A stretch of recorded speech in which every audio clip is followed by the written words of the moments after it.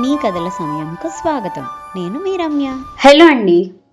లలిత శ్రీపతి గారు రాసిన సంగీతారాధ్య మినీ నవల 6వ భాగం వినే ముందు భాగాల లింక్స్ కిందన్న డిస్క్రిప్షన్ బాక్స్లో ఉన్నాయి. ముందుగా వినేసి ఈ భాగం వినండి. ఆ రోజు తర్వాత నెమ్మదిగా తల్లితో మాట్లాడదామంటే వసుంధరకు మయూర్ని అల్లుడిగా చేసుకోవడం ఏమాత్రం ఇష్టం లేదని శిశిరకు అర్థమవుతుంది. ఎలా తల్లికి చెప్పి ఒప్పించాలా అన్న ఆలోచనలో పడింది శిశిర. ఒకవేళ ఒప్పుకోకపోతే? శిశిర మనసులో ఒక ఆలోచన రూపుదిద్దుకుంది. ఏ మ్యూజిక్ డైరెక్టరో లేదా ఏ ప్రొడ్యూసరో కూతుర్ని వరించి చేసుకుంటాడని ఆశలో ఉంది వసుంధర. పెళ్లైన కూతురు, ఆమె సంపాదన తన కంట్రోల్లో ఉండాలనేది వసుంధర ఆలోచన. కానీ ఈ మధ్య శిశిరను చూస్తుంటే కూతురు తన చెయ్యి దాటిపోతుందని గమనించిన వసుంధర నెమ్మదిగా శిశిరను మళ్లీ కంట్రోల్లో పెట్టడానికి ప్రయత్నించడం మొదలుపెట్టింది. కానీ శిశిర ఇదివరకట్లా భయపడే అమ్మాయి కాదని గ్రహించేలోగానే వసుంధరకి తల తిరిగే పనిచేసింది శిశిర. ఒకరోజు శిశిర, మయూర్ ఇద్దరు మెడలో పూలదండలతో వచ్చి, అమ్మా, నీకు నచ్చదని తెలుసు, కానీ నేను మయూర్ ఒకరినొకరం విడిచి ఉండలేం. మేం పెళ్లి చేసుకోవడానికి నిశ్చయించుకున్నాం. రిజిస్టర్ ఆఫీస్లో పేర్లు నమోదు చేసుకున్నాం. ముందుగా గుడిలో పెళ్లి చేసుకున్నాం చెప్పి వసుంధర కాళ్లకి దండం పెడితే ఇద్దరినీ చంపేయాలన్న కోపం వచ్చినా పైకి కనబడకుండా ఆపుకొని, నాతో చెప్తే వద్దంటానా? నేనే మీకిద్దరికి పెళ్లి చేద్దామని అనుకుంటున్నాను. సరేలే, అయిందేదో అయిపోయింది, ఎవరికి చెప్పకండి. నేను త్వరలో మీకు పెళ్లి ఏర్పాట్లు చేస్తాను. అప్పటిదాకా మీరు జాగ్రత్తగా ఉండండి చెప్పింది గొంతులో ప్రేమ కొని తెచ్చుకొని. వసుంధరకి తెలియని విషయం, వాళ్ళిద్దరూ అప్పటికే జాగ్రత్త స్టేజీ దాటిపోయారని, తల్లితో చెప్తే చంపేస్తుందని భయపడి పెళ్లి చేసుకున్నారని. శిశిరకి అప్పటికే 3వ నెల దాటిపోయిందని తెలిస్తే తల్లి అబార్షన్ చేయించడానికి వెనకాడదని ఆ విషయం బయటపెట్టలేదు. అమాయకపు మేకపిల్ల గుంటనక్క నమ్మినట్లుగా శిశిర తల్లి మాటలు నమ్మింది. ఆవిడ అసలు రూపం తెలియని మయూర్ కూడా సంతోషంగా వెళ్ళిపోయాడు. ఆ మయూర్ గాడిని చావు దెబ్బ కొట్టాలి, మంచిగా కనిపిస్తూ నా కూతుర్ని మాయ చేస్తాడా కచ్చగా అనుకుంది వసుంధర. 2 రోజుల తర్వాత వేరే ఊర్లో ప్రోగ్రాం ఇవ్వడానికి వెళ్తున్న మయూర్ కార్ని కంకర లారీ ఢీకొట్టి మయూర్ స్పాట్లోనే చనిపోయాడు. ముందు యాక్సిడెంట్ అని నమ్మిన శిశిర తల్లి ఫోన్లో రహస్యంగా మాట్లాడడం విని తనక్కడే ఉంటే తనకు పుట్టబోయే బిడ్డను చంపడానికి తల్లి వెనకాడదని తెలిసి ఇంటి నుంచి పారిపోయింది. ముందుగా వసుంధర అనుమానం శ్రీరామ్ మీదే వస్తుందని తెలిసి శిశిర తండ్రి దగ్గరికి వెళ్లలేదు. అతనికి ఫోన్ చేసి శ్రీదేవి ఇంటికి పిలిపించింది. సంగతంతా తండ్రికి చెప్తే శ్రీరామ్ బాధపడ్డాడు. కష్టమో సుఖమో నేను మీతో ఉంటే నీకు ఈ బాధ వచ్చేది కాదమ్మా. తప్పు నాదే, కానీ సరిదిద్దుకునే సమయం దాటిపోయింది. నువ్వు ఈ ఊర్లో ఉంటే మీ అమ్మ నిన్ను తీసుకెళ్లిపోతుంది. హేమ ముంబైలో ఉంది కదా, అక్కడికి వెళ్ళు. మీ అమ్మకి అసలు అనుమానం రాదు. నేను విమానం టికెట్ కొని నిన్ను ముంబై పంపుతాను. హేమ వచ్చి నేను తీసుకొని వెళ్తుంది అన్నాడు. శ్రీరామ్ సలహాతో ముంబైలో ఉన్న హేమ దగ్గరికి బయలుదేరింది శిశిర. శ్రీరామ్, శ్రీదేవుల ద్వారా ఫోన్లో విషయం తెలిసిన హేమ దిగ్భ్రాంతి పొందింది. అంత మంచివాడు మయూర్, అతన్ని ఇలా చేయడానికి ఎలా మనసొప్పింది? డబ్బు ఆశ మనిషిని ఎంత దిగజారుస్తుంది అనుకుంది. శిశిర విమానం దిగేసరికి ఎయిర్పోర్ట్లో కారుతో రెడీగా ఉంది హేమ. శిశిర ముంబై వచ్చిన సంగతి శ్రీదేవి, శ్రీరామ్కి తప్ప ఇంకెవరికీ తెలీదు. శిశిర జరిగిన సంఘటనలతో విపరీతమైన డిప్రెషన్లోకి వెళ్ళింది. ఇంటికెళ్ళాక ఓదారుస్తున్న హేమను చూడగానే శిశిర తట్టుకోలేకపోయింది. చూసావా హేమ, అమ్మ ఎంత పని చేసిందో. ఒక మనిషి ప్రాణం తీయించింది. చిన్నప్పటి నుంచి ఆవిడికి కీర్తి, డబ్బు ఇంతే కావాలి. తను సంపాదించలేనిది నాతో పొంది సంతోషపడదామనుకుంది, కానీ నాకేది సంతోషమో ఎప్పుడు చూడలేదు. నాకు బాల్యం అనేది లేకుండా చేసింది. అమ్మ వైపు బంధువులు ఎవ్వరూ లేరు. నాన్న వైపు వాళ్ళని కలవకుండా చేసేది. నాన్నను కూడా మాటలతో చేతలతో బాధ పెట్టి ఆయన ఇంటి నుంచి వెళ్లే వరకు నిద్రపోలేదు. నా చిన్నప్పటి నుంచి సినిమాల్లో పాటలు పాడడం, ఫంక్షన్స్లో పాటలు పాడడము తప్ప నాకు ఇంకో లోకం లేకుండా పెంచింది. మీతో స్కూల్లో కలిసి చదివిన రోజుల్లో కూడా అందరితో కలవనీయకుండా చాలా ప్రయత్నం చేసింది. ఆ రోజులే నా జీవితంలో బంగారు రోజులు. ఇప్పుడు నా మయూర్ని నా నుంచి దూరం చేసింది. ఈ జన్మలో ఆమెను క్షమించను. ఆమె నా తల్లి అనుకోవాలంటేనే అసహ్యం వేస్తుంది. ఉద్రేకంగా అంటున్న శిశిరని నెమ్మదిగా ఆపుతూ, ఇప్పుడు అవన్నీ ఆలోచించకు శిశిరా. ఇక్కడ నువ్వు నేను తప్ప ఎవ్వరు ఉండరు, రారు. అయిపోయిన దాన్ని మనం మార్చలేం. పోయిన మయూర్ని నీకెవరూ తిరిగి తేలేరు. అతని గుర్తుగా నీ కడుపులో పెరుగుతున్న బిడ్డని నీ నుంచి ఎవరూ దూరం చేయలేరు. ఇప్పుడు నువ్వున్న పరిస్థితుల్లో నీ మనసు ప్రశాంతంగా పెట్టుకోవాలి. ఇక్కడ నీకు ఏ విధమైన ఇబ్బంది లేదు. ఎప్పుడు ఏమి కావాలన్నా ఈ అమ్మాయి చేసి పెడుతుంది. కడుపు నిండా తిని కంటి నిండా నిద్రపోవాలి. రేపు మనం ఇక్కడ డాక్టర్ దగ్గరికి వెళ్దాం. ఆవిడెలా చెప్తే అలా నడుచుకో, చెప్పింది హేమ. మర్నాడు శిశిరన్ డాక్టర్ దగ్గరికి తీసుకుని వెళ్ళింది హేమ. ఆమె శిశిరన్ చెక్ చేసి లోపల బిడ్డ బాగానే ఉందని, శిశిరకు మాత్రం బీపీ ఎక్కువగా ఉందని మనసు ప్రశాంతంగా పెట్టుకొని వీలైనంతగా విశ్రాంతి తీసుకోవాలని చెప్పింది. హేమ, ఆమెతో పాటు ఇంట్లో ఉన్న మనిషి ఇద్దరూ శిశిరని ఎంతో జాగ్రత్తగా చూసుకునేవారు. శ్రీరామ్ మధ్య మధ్యలో వచ్చి చూసినా వసుంధర తన రాకపోకలు కనిపెడుతుందేమోనని ఎక్కువగా ఫోన్లోనే మాట్లాడేవాడు. వసుంధర ఎంత ప్రయత్నించినా శిశిర ఎక్కడుందో తెలుసుకోలేకపోయింది. హేమ ఎంత సర్ది చెప్పినా మయూర్ మరణం శిశిరని బాగా కృంగతీసింది. అందున అది తల్లి చేయించిన ఘోరమని మానసికంగా కృంగిపోవడం, సరిగ్గా ఆహారం తీసుకోకపోవడం శిశిర ఆరోగ్యాన్ని దెబ్బతీసింది. డబ్బులన్నీ తల్లి చేతిలోనే ఉండేసరికి తనకు డబ్బులు లేవని, పుట్టబోయే బిడ్డతో ఎలా బతకాలని బాధపడేది. తనకేదైనా అయితే తన బిడ్డ సంగతి ఎలా అని ప్రతి నిమిషం దిగులు పడుతుండేది. చూసి చూసి హేమ ఒకసారి, శిశిరా, నువ్వు బిడ్డను కని నాకివ్వు, నేను పెంచుకుంటాను అంది శిశిరతో. హేమ, నువ్వు నా మీద జాలితో అంటున్నావా అంది ఉక్రోషంగా. లేదు, నిజంగానే అంటున్నాను. నేను ఈ స్థితిలో ఉండడానికి నువ్వు మయూర్ కారణం. నాకు మళ్ళీ పెళ్లి చేసుకునే ఉద్దేశం లేదు. నా వృత్తే నాకు దైవం. నువ్వు నిజంగా నీ బిడ్డను నాకు పెంచడానికి ఇస్తే నా బిడ్డలా పెంచుకుంటాను. నిజానికి ఈ మధ్య నాకు ఒక బిడ్డను పెంచుకోవాలనే కోరిక కలుగుతుంది. ఎవరో తెలియని వారి బిడ్డ కంటే నీ బిడ్డ అయితే ఇంకా మంచిది. నువ్వు నాతో ఉన్నా వేరేగా వెళ్ళినా ఆ బిడ్డ నాతోనే ఉంటుంది. నువ్వు మళ్ళీ నీ పాటల ప్రస్థానం మొదలుపెట్టు.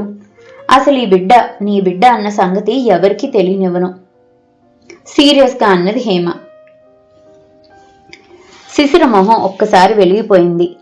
ఆ రోజు నుంచి శిశిర హేమతో రోజు తన బిడ్డని ఎలా పెంచాలి అన్న విషయం గురించి మాట్లాడేది. హేమ, నా జీవితంలో వసంతాన్ని అనుభవించి ఎక్కువగా ఆనందించిన క్షణాలేమిటో తెలుసా? నీతోనూ శ్రీదేవితోనూ గడిపిన స్కూల్ రోజులే. నా బిడ్డ జీవితం ఎంతో సంతోషంగా గడవాలి.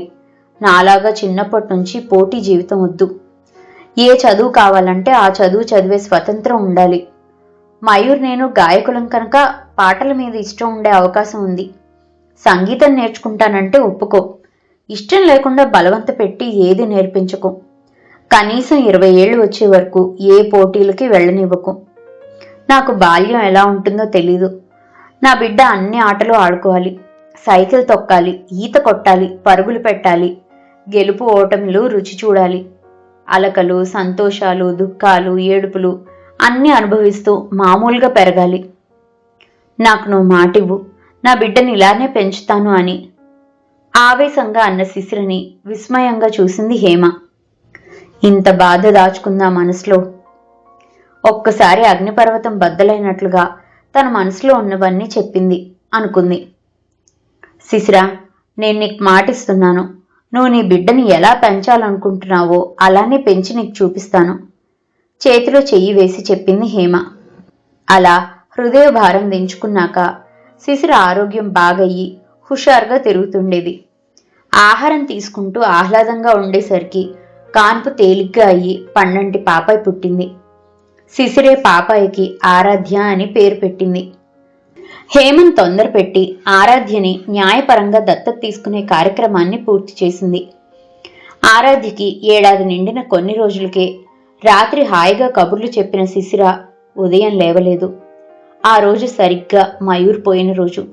తన ప్రియ సకుణ్ణి వెతుక్కుంటూ వెళ్ళిపోయింది అనుకుంది హేమ. సంగతి తెలిసిన శ్రీరామ్ వచ్చి కార్యక్రమాలు జరిపించి కొంతకాలం ఆరాధ్యని ముంబైలోనే ఉంచి పెంచమని చెప్పారు. హేమ స్నేహితురాలకి ఇచ్చిన మాట ప్రకారం ఆరాధ్యని బాల్యంలో ఉండే సరదాలు సంతోషాలు హాయిగా అనుభవించేలా పెంచింది. తల్లిదండ్రుల పోలికొచ్చి ఆరాధ్య చిన్నప్పటి నుంచి సంగీతం అంటే ఇష్టపడేది. హేమ ముందుగా ఆరాధ్యకు ముంబైలో హిందుస్థానీ సంగీతం నేర్పించింది. శ్రీదేవి సలహాతో హైదరాబాద్లో పెరిగితే మరింత బాగుంటుందని ఆరాధ్యకి 15 సంవత్సరాలు వచ్చాక హైదరాబాద్లో తన ఆధ్వర్యంలో కంపెనీ శాఖ పెట్టింది. అందరికీ పాపని తను అనాథాశ్రమం నుంచి తెచ్చి పెంచానని చెప్పేది. అసలు నిజం ఇద్దరికి మాత్రమే తెలుసు. ఇది నా స్నేహితురాలి కథ, మీ అమ్మ కథ. మనం ముంబై నుంచి రావడం, శ్రీదేవి దగ్గర సంగీతం నేర్చుకోవడం ఇవన్నీ నీకు తెలిసినవే. భావోద్వేగంతో చెమ్మగిలిన కళ్ళు తుడుచుకుంటూ అంది హేమ. తను కడుపులో ఉన్నప్పుడు తల్లి పడ్డ బాధ, తండ్రి పోయిన దుఃఖాన్ని దిగమింగలేక శిశిర పడ్డ క్షోభ వింటుంటే ఆరాధ్య ఏడ్చేసింది. అయ్యో, నన్ను కన్న అమ్మ ఎన్ని బాధలు పడి నన్ను కన్నది కదా. ఆ సమయంలో నువ్వు ఆమెను ఆదుకోకపోతే నేను ఈ లోకంలోకి వచ్చేదాన్ని కాదు కదమ్మా. కళ్ళనీళ్లు పెట్టుకున్న ఆరాధ్యని హృదయానికి హత్తుకుంది. ఆ దేవుడిచ్చిన వరానివి నువ్వు. నా జీవితంలో ఒంటరిగా ఉండకుండా నిన్ను నా చేతిలో పెట్టింది మీ అమ్మ. నాకు నీ వల్ల ఇంత సంతోషం రాసిపెట్టుంటే నువ్వు రాకుండా ఎవరు అడ్డుకుంటారు తల్లి అంది హేమ. మరి తాతయ్య ఏమయ్యారు? మా నాన్న తరపు బంధువులు ఎవరూ లేరా? అంకుల్ శిశిరపోయిన తర్వాత తన భార్య నుంచి విడిపోకుండా ఉంటే బాగుండేదని, తన వల్లే కూతురికి సమస్యలు వచ్చాయని దిగులు పడి కొద్ది రోజుల్లోనే పోయారు. చివరి రోజుల్లో వసుంధర ఆంటీ శ్రీరామ్ అంకుల్ దగ్గరికి వచ్చేసింది. ప్రేమతో కాకపోయినా ఆయన ఇల్లు ఆస్తి ఇంకెవరికైనా ఇస్తారేమో అన్న భయంతో. ఏదేమైనా ఆఖరి రోజుల్లో ఒంటరిగా దిక్కులేని చావు కాకుండా భార్య తన దగ్గరికి రావడం శ్రీరామ్ అంకుల్కి కొంత శాంతి చేకూర్చింది. విడాకులు తీసుకోలేదు కనుక ఆయన ఇల్లు డబ్బులు వసుంధర ఆంటీకి చెందాయి. శిశిర చనిపోయిన సంగతి ఆవిడికి చాలా ఆలస్యంగా తెలిసింది. ఎంతైనా కన్న తల్లి కదా. తన ఆశలన్నీ అడియాసలవడం, కన్న కూతురు కట్టుకున్న భర్త ఇద్దరూ చనిపోవడం, ఎవరూ బంధుమిత్రుల దగ్గరికి రాకపోవడంతో ఒంటరితనంతో మద్యం అలవాటైందని విన్నాను. ఇల్లుంది, డబ్బులు ఖర్చయిపోయాయి. ఎలా డబ్బులు సంపాదించాలి అనే విషయంలో ఇప్పుడు ఈవిడికి నువ్వు దొరికావు. శిశిరని నీ వయసులో చూసిన వారికి నిన్ను చూస్తే వెంటనే అర్థమవుతుంది నువ్వు శిశిర కూతురువి అని. మయూర్ కుటుంబం సంగతులు నాకు తెలియవు. నువ్వే నా కుటుంబం అని పెంచాను. వసుంధర ఆంటీని కూడా ఇన్ని రోజుల తర్వాత చూస్తున్నాను అంది హేమ. మనకి మా నాన్న గురించి వివరాలు ఎలా తెలుస్తాయమ్మా? పాపం కొడుకును పోగొట్టుకుని కోడలవుతుందనుకున్న అమ్మని దూరం చేసుకుని ఎంత బాధపడ్డారో. నిజానికి అమ్మమ్మ కంటే వాళ్లకు నా ఆర్థిక సహాయం అవసరం. సాలోచనగా అన్న ఆరాధ్యం చూసి, నీదెంత మంచి మనసు బంగారం. నాకు తెలిసి మీ నాన్న టైంలో సింగర్ అభిషేక్ అని ఉండాలి. ఇప్పుడు కొత్త గాయకులు వచ్చాక ఆయన పాడడం తగ్గింది. ఏవో కొన్ని పాటల పోటీలకి జడ్జి కింద వస్తున్నారని విన్నాను. ఆయనను కలిసే అవకాశం కోసం నేను ప్రయత్నిస్తాను అంది హేమ. అన్నట్టుగానే అభిషేక్ని కలవడం కోసం గట్టి ప్రయత్నం చేసింది. ఆరాధ్య ప్రోగ్రాములు కొన్ని హైదరాబాద్లోనే అయ్యాయి. దానికి కొందరు పాత గాయకులను కూడా అతిథులుగా పిలిచారు. వాళ్లల్లో అనుకోకుండా అభిషేక్ కూడా ఉన్నాడు. మొత్తం ప్రోగ్రాం అయ్యాక ఆరాధ్య హేమ ఇద్దరూ అభిషేక్తో ప్రత్యేకంగా మాట్లాడారు. అతను ప్రస్తుతం హైదరాబాద్లోనే స్థిరపడ్డాను అని చెప్పడంతో అతని అడ్రస్, ఫోన్ నంబర్ తీసుకుంది ఆరాధ్య. ఎప్పటినుంచో మిమ్మల్ని కలవాలని చూస్తున్నాను. మీకు అభ్యంతరం లేకపోతే మీ ఇంటికి వస్తాను. వచ్చే ముందు ఫోన్ చేస్తాను అంది.